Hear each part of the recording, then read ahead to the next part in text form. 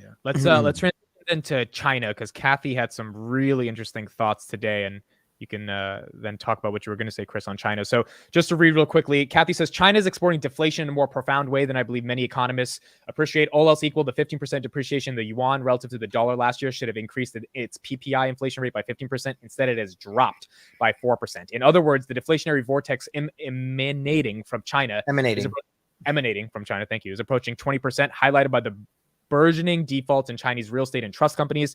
After entering the World Trade Organization in 2001, China's real GDP grew at double-digit rate for nearly 20 years. Rapid growth can cover many economic sins, typically excessive debt and associated leverage. Those excesses are surfacing in China now. Its stock market itself has kind of given up gains or been flat over the past decade, I was hearing today. China probably wants to limit, if not stop, the depreciation in the yuan. To do so, it would be selling US dollars and buying the yuan, effectively tightening its monetary policy and exacerbating the economy's weakness, even as it is easing. Elon says, interesting underneath. She says, in our view, the Fed has precipitated and exacerbated the risk of a global deflationary bust. The impact of its record-breaking 22-fold increase in the Fed funds rate could be hitting China first and spreading to the rest of this world. This also comes at a time where American investors are very afraid to invest in China, given some of the stuff they have done with Alibaba and Jack Ma, and basically not having a less than expected enthusiastic reopening of their economy ever since the COVID lockdown.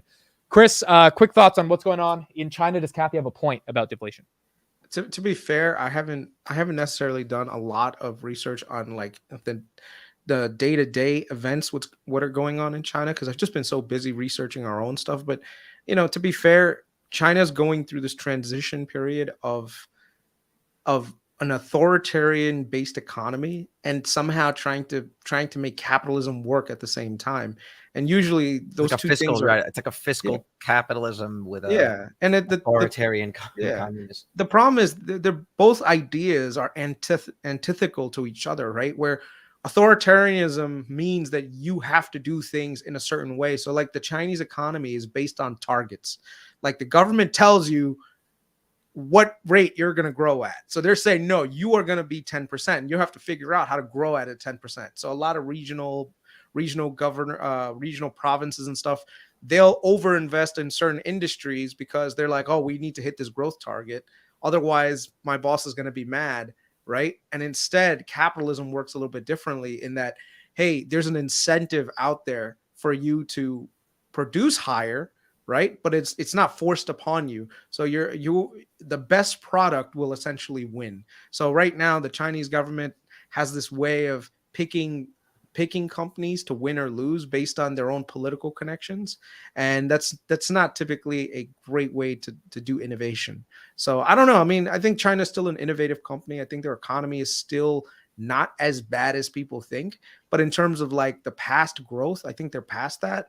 They've got a lot of demographic issues coming down the pipeline with a lot of their policies around the one-child policy that was done decades ago, but finally is starting to make its way into the general economy. And yeah, I think China's got a lot of challenges ahead. And instead of a leadership that's willing to adapt, they've got a leader who's more concerned about stability rather than the other aspects of growing. So I think one of those things that I would not personally do right now is invest in too many Chinese assets. I was watching some videos with a former Chinese diplomat. This is like high level, like macro stuff, who dealt with China on a daily basis. And what he was saying was, from his intel from the people on the ground, is that the people around Xi don't actually even give him the correct information, because they're afraid of getting killed. I mean, literally, if you give them the wrong information and you're the messenger of that news, hey, this is this is what's really happening, they find the way of disappearing you and your family and whatnot. So people either don't. What they do is, it's not even. And the thing is, they can't be caught out there for lying, right? So what they do is just eliminate all of the systems that actually get the correct data, so that they can plead plausible deniability. Because to say that you knew and didn't report it is punishable, but to say we just don't have the data is something different, because they are actually telling the truth. So a lot of the information about how China's actually working apparently doesn't even get to him. And then to your point, like you said, they have these growth targets that are unrealistic and have to be hit. And that incentivizes companies to do increasingly nefarious things in order to reach those targets, because they're literally trying to, you look great today. The country's doing great. The other problem is, there has to be a price to pay when you decide to be the world's manufacturer. and you decide to, and in a communist system where you don't create entrepreneurs, but you create people that basically just manufacture and copy. And what happened with the COVID lockdowns is so many companies were so dependent on China, and I don't know what China thought, like companies like Apple or other of like the mega tech companies were going to do. They just immediately started looking elsewhere. And I think what's happened as a result of that is that these companies are realizing they don't necessarily need China to be the manufacturer of the world, and other places have stepped up, whether it's Vietnam or even India. And I don't think that business is ever going to go back, because to have their supply chains diversified is better for them. And I think it's going to be harder, or what China needs to offer to get to grow in that capacity is a different thing than what they've been offering as of now, right? Because it makes sense for Apple to diversify and get some of their supply chain into other countries. Yeah, and this is not a unique problem to China. It happens to some companies here in the United States also. So this one thing, like I mentioned yesterday, is worth a quick listen to, because I think it really does explain one of China's bigger problems and how that could actually be cured. When we first started this, remember I told you that within a couple of days, the forecast was we were going to lose $17 billion. So I started the business plan review. The charts are flowing, 320 charts. We even have them color coded: red, yellow, green. Any change on the chart is in blue. So there's lots that doesn't change. All you're looking for is what has changed. You don't want to hear a long explanation about what's going on. What you want is that everybody knows the plan. Everybody knows the areas need special attention. So the color, you got the charts going, and it was about 3 or 4 weeks. The data's flowing, and all the charts are green. And I stopped them and I said, you guys, we're going to lose $17 billion. Is there anything that's not going well here? Eye contact goes to the floor. Nobody says anything. Now remember that culture you asked about. It wasn't okay to bring things up. I mean, it was command and control. People disappeared. So I think another week went by and they were green. And of course, they've got me. They got this new leader. What's this leader going to do? And so the next 2 weeks later, Mark Fields, who's the leader of all the Americas business, Canada, the United States, and South America, had an Edge launch in Oakville, Canada. And they had an actuator issue on the tailgate. So he stopped production because we're going to be best in class. We're not going to deliver one vehicle unless it's done. And it's the best in quality. So he had like 2,000 or 3,000 edges, sitting out on the tundra. Thank God it was cold, so they weren't sinking in. Because when you stop production, I mean, it's a big deal. And so up comes his chart for the launch of this new edge, and it's bright red. And I mean, it got so quiet. You know what they're all thinking? It's over. Mark's gone. Gone. He's out of here. And then what's this new guy going to do? So I started to clap. Now they knew that was a sign. The door was going to open. Somebody's going to come in. Mark's out of here. I could just feel it. I mean, and I said, Mark, is there anything that we can do to help you with that? And before Mark could say one word, Benny Fowler, who is the head of quality now worldwide, said, Mark, I think I've seen that issue on a launch that we did 6 months ago. Because, in the car business, you have so much product coming out. I mean, it's what's so exciting. And then Joe Hendricks, at the time, he's the leader of all Asia Pacific now, was the head of manufacturing. He said, you're going to need some manufacturing engineers, because as soon as you find that problem and fix it, you're going to have to change all those vehicles and get the production going again. I'll have our dynamite talent up in Canada immediately. And then Derek Kuzak, who leads product development worldwide, says, Mark, I've seen that technical issue on such and such 5 years ago or something. I'll get right on that. That exchange took 12 seconds. 12 seconds. We went on to the next chart. Of course, it was green. One of the next chart, it's green. The next week, I think it was still red, Mark's chart. Everything else was green. Next week, I think he changed it to yellow because they found a solution and now they're implementing it. I think the next week it turned to green. And boom, all the vehicles started going. And then probably one of the most exciting days of my life, both from a, oh shit, I mean, this is a terrible situation. Sorry, I'm so sorry. To, my gosh, we're going to make it, was the following week. And guess what the charts look like? They look like a rainbow. Like a rainbow. And I'm going, oh my goodness. Now the data says right here why we're losing $17 billion. You're muted. And I think that's one of the keys to like American exceptionalism when it comes to like having good leaders like this, willing to let people speak up and actually implement good ideas, so that's the thing with China too, in my opinion, where I think right now they have a leadership at the top basically saying, tell me what I want to hear, otherwise I'll chop your head off. And basically everyone's just like, yeah, Mr. G, you're great. You're great. Everything's Some of the comments like,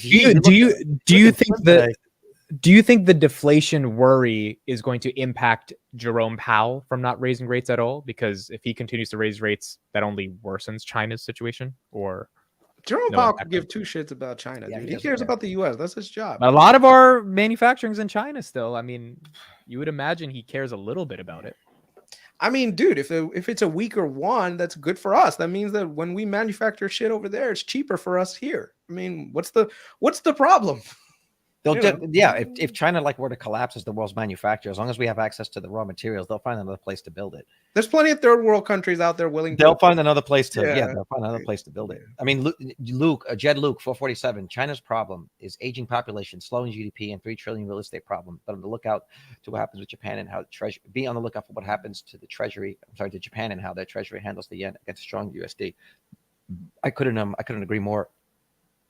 Part of the problem with investing in China is even the information, we were talking about this earlier in the chat, even the information that we're getting is bullshit. Like they just stopped reporting like the youth unemployment. Yeah. So like we're not even 20% getting now. So if you go back to the fact that Xi is not actually getting the information, they've removed the system in place to actually get the correct information, and then they are an authoritarian regime that essentially lies to people. It's literally gambling to invest in China, I believe, because there's just, what metric do you have as an American investor over here to know really what's happening in that country? But the things that we do know when it comes to like an aging population, their debt, and a housing crisis, like the things that we do know, none of those are actually good. Yeah. And then when you see the other things like what happened with what they did to some of the tech companies and the tech CEOs, I just don't see how you think you're actually going to get a return. You know? Yeah. This is why when people get excited for Baba, I'm like, yo, you can get as excited as you want about the fundamentals. It's still China. All right, let's transition to this one. Or Chris, last word, then we'll transition. Yeah, no, I was just gonna say, and this is where I like the Everything Money guys, like when they do their presentations with their target, their 8-point plan, eight pillars, eight pillar plan. Yeah, I like that. The problem is when you look at it too rigidly, like you're almost dogmatic with it, where you're trying to figure out what's going to happen in the future without really looking deeply at the country. I mean, the company and how it's being involved politically. You can make a big mistake. Like these guys were saying, Baba was great at almost like 300, then 200, then 150, and the entire time it was writing on the wall that was just saying, guys, they just disappeared Jack Ma. You know, like, how do you trust not? me, that's not. But that doesn't fit in a. The thing is that doesn't fit in a spreadsheet. It's not a line item that they can fit. I've had this conversation with Steven the couple times that he's been on Steve, and when we had our conversations about Tesla, it's like, to your point, yes, on paper, it may look like, the company's overvalued and they have to grow into that valuation. But we do have examples of companies where the market has allowed them to trade at a much higher multiple than what they should on paper, because the market sees things that are outside of what you can document in a spreadsheet. And as long as they continue to hit those numbers, sentiment has a lot to do with it. Sentiment around the CEO, sentiment around the industry. Are there other industries that are doing well? Like there are, rising tide lifts all boats. So are there other industries that are doing well or will have the potential of lifting this industry that aren't necessarily through the work of themselves? All of these things have to be taken into account. And then at the end of the day, investors are emotional.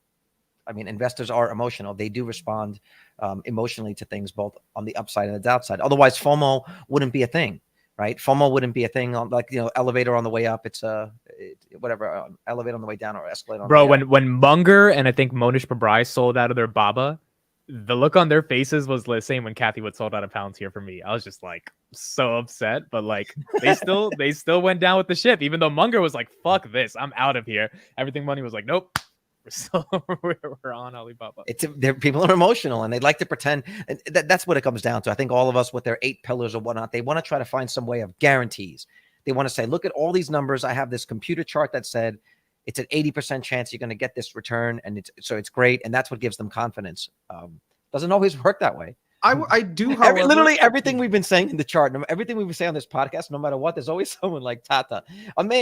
Amen, Carlos. We can apply this to Palantir. Everything you say positive about any investment, dude, this is a Palantir channel, man. It's Finance fucking Junkies, Finance Junkies is like a subsidiary of the Palantir AMIT channel. This is why we need our own Finance Junkies channel, which will be happening September 3rd, by the way, everybody. Link is in the description to follow, because like we'll actually get a diversified viewpoint on that channel. On this channel, you've got 90% of people that fuck. Wait, you think? Okay, how many people we have? 440. We had like, say, 300 people. You think that a majority of this audience is watching just to hear stuff on Palantir? We don't. No. I'm just saying they're bullish towards Palantir. That's all I mean. In the chat, just like raise your hand if you're bullish on Palantir, or the thumbs up if you're bullish on Come on, Palantir. Thumbs up if you're bullish on Palantir. This is when I need you. Thumbs down if you're either Step the neutral or Shire. don't This care. is the time to step the fuck up. Do not put no bullshit. I'm here for Tesla or TFC. We know why we're here. I'm just saying, look, we got to know someone's here for me. Johnny's here for me. Thank you, Johnny. Oh, no, Johnny's not here for me. We got a SoFi. We got 12,000 shares of Palantir. Raphael. Damn, okay, while you're doing that, damn. we got a deal. Look, there we go. Kelly's part of the squad. Kelly's Rajan. Yo, when Chris was doing his IT story, everyone was like, bro, Palantir could have solved this, even though that's probably exactly. not true. They're like, even though that's probably not true. If your company just used Palantir, you should have requested Palantir. I'm like, no, Palantir Palantir could not have solved the problem. No, Palantir solved every problem. Chris, all you needed was ontology, and all that shit you were complaining about would have been resolved.